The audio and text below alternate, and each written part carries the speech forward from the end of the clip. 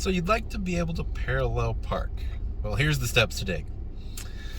Signal right early, and if there's somebody directly behind you, tap your brakes a couple of times to warn them, hey, I'm getting ready to do a parallel park. I need a little space to back up. As you approach the car that you're going to park behind, start next to them, straight in your lane, nose to nose. If you haven't already done so, make sure your signal is on for the right.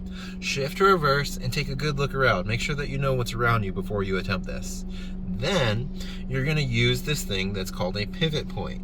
The pivot point is talking about your right rear tire. There's a point inside your car that tells you where your right rear tire is. So if you go outside your car and look, you'll find that there's a point right above that right rear tire, and in this car, it's right in that right rear corner of that window. Now that you've discovered your pivot point, when your right rear tire has passed the back end of the car that you're going to park behind, stop there.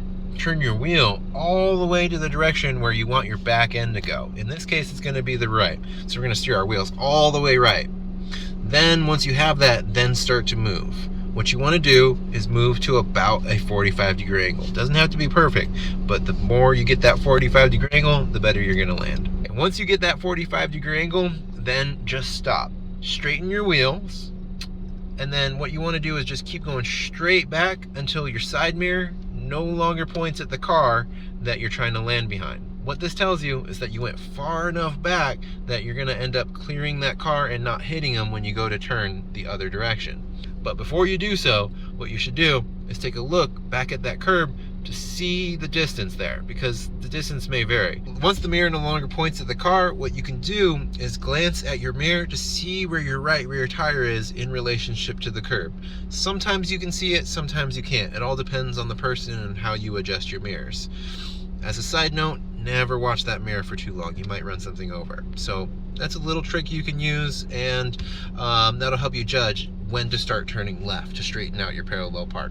Usually what this does, you usually get it in one shot, but occasionally you're going to end up touching the curb.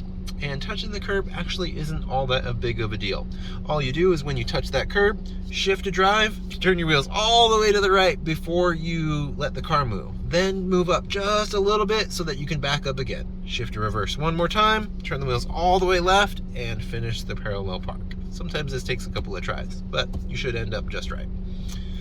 One last scenario is, say that you ended up way too far away from the curb. Most people are going to try and drive forward, drive back, drive forward, drive back. It just doesn't work all that well.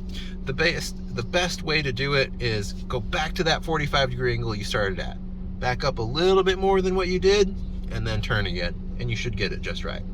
And so there's your couple of things on where you might go wrong. Again, this one's going to take practice, so what I suggest is practice where there is no car behind you, just a driveway. Just simulate that like there is a car there. It'll relieve the stress a little bit, it'll make it a little easier for you, and it'll give you more time. Once you get good at the technique, then yeah, go try to do it maybe downtown or something, or somewhere where there's a little bit more traffic. Until then, practice, practice, practice, and you got this.